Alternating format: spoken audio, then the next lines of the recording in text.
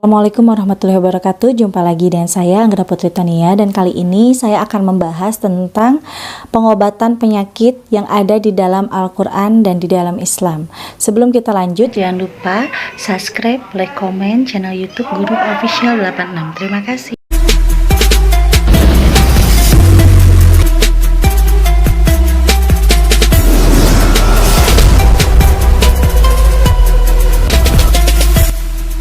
Di dalam kitab Jad al-Ma'ad, pengarang dari Ibnu Qayyim, di sini ada tentang beribu macam penyakit, baik penyakit rohani maupun jasmani, baik penyakit lahir maupun batin, tercantum di dalam kitab tersebut. Di sini saya sudah pegang ada beberapa foto organ tubuh manusia ya. Di dalam kitab tersebut, manusia yang paling sering merasakan sakit itu pertama di bagian kepala, yaitu di bagian otak. Kenapa manusia bisa merasakan sakit yang luar biasa di saat lagi terasa pusing atau sakit kepala? Sebenarnya itu bukan berarti penyakit medis, karena di sini di dalam tubuh kita itu mengalir darah ya, darah merah yang memang di situ darah tersebut sering dimasuki oleh bisa dikatakan oleh iblis yang merasuki ke dalam tubuh kita. Nah, di saat kita sakit kepala yang sangat hebat, di situ ada obatnya di dalam kitab Jad al-Ma'ad, yaitu dengan membacakan Quran surat An-Nas selama 3 kali. Dibaca itu setiap satu kalinya tahan napas, tetapi kita harus fokus dan punya wudhu.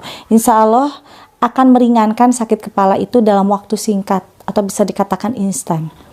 Nah, kedua, selain dari sakit kepala, kadang manusia itu sering merasakan sakit di bagian perut ya. Ini ada usus besar yang memang fungsinya itu untuk menampung semua makanan dan mengeluarkan makanan ke dalam di dalam usus besar, akhirnya ke dalam radar. Nah, di sini kenapa manusia sering merasakan sakit perut? Sakit perut pun juga ini sebenarnya bukan karena faktor makanan aja, tetapi di sini kita juga harus mawas diri, karena di setiap kita mau makan itu harus membacakan bismillah. Tanpa kita membacakan bismillah, makanan yang kita makan itu bisa menjadikan penyakit ke dalam perut kita. Dan di sini kalau di saat kita merasakan sakit perut, obatnya ada, yaitu dengan membacakan Quran surat Al-Falaq.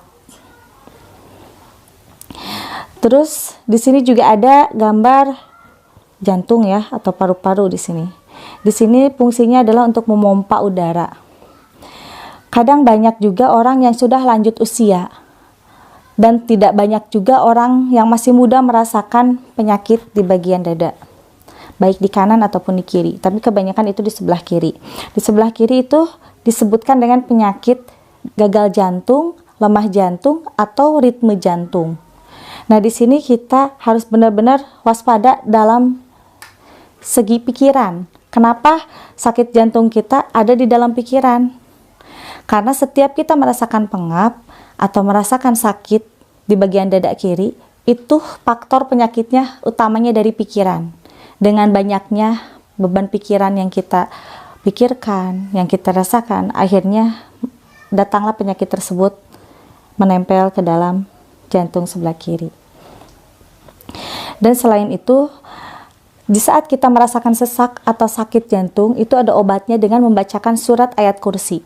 Jadi di dalam kitab Jad al-Ma'ad, pengarang dari Ibnu Qayyim, itu semuanya lengkap tentang organ tubuh yang ada di dalam diri dan juga obat-obatnya yang ada di dalam Al-Quran. Karena menurut beliau, di dalam Al-Quran itu adalah obat segala macam penyakit, baik penyakit lahir maupun penyakit batin. Tentang masalah penyakit, untuk pengobatannya itu, selain dari Quran surat yang tadi saya sebutkan ya, salah satunya, ada juga di dalam kitab tersebut pengobatan penyakit yang diterapi dengan herbal atau dikatakan dengan tumbuhan. Tumbuhan juga itu kan yang diciptakan oleh Allah Subhanahu wa taala, dan ternyata tumbuhan itu bisa menjadikan obat yang dibarengi oleh amalan-amalan ayat suci Al-Qur'an. Jadi kalau untuk sakit kepala itu kan tadi Quran surat An-Nas ya. Untuk di bagian perut itu Quran surat Al-Falaq. Untuk di bagian dada itu Quran surat ayat kursi. Dan selain itu pun juga masih banyak sekali ya di dalam organ tubuh manusia yang memang sering merasakan sakit. Bahkan penyakit-penyakit yang menimpa di dalam organ tubuh manusia ini sangat sulit untuk disembuhkan kalau kita tidak tahu cara dan tidak tahu kuncinya untuk menyembuhkan dan juga untuk meredakan. Jadi tidak ada penyakit yang tidak ada obatnya. Semua penyakit itu pasti akan ada obatnya asalkan kita mau benar-benar berikhtiar atau mencari syariat. Karena syariat itu di dalam Al-Quran diwajibkan ya. Dan untuk masalah penyakit yang dirasakan oleh setiap manusia, baik mau dari agama Islam ataupun non-Islam, itu semuanya juga bisa kita terapi dengan cara yang ada di dalam kitab Jad al-Ma'ad. Karena di dalam kitab Jad al-Ma'ad, khusus untuk Islam itu kita menggunakan Quran surat yang ada di dalam Al-Quran.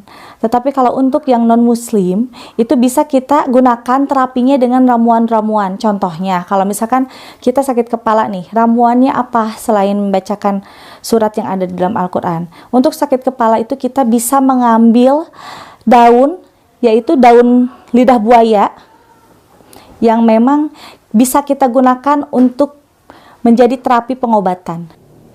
Nah, bahkan penyakit di dalam kepala itu bukan hanya karena pusing biasa aja ya. Ada yang dinamakan dengan penyakit berat yang disebutkan dengan kanker otak.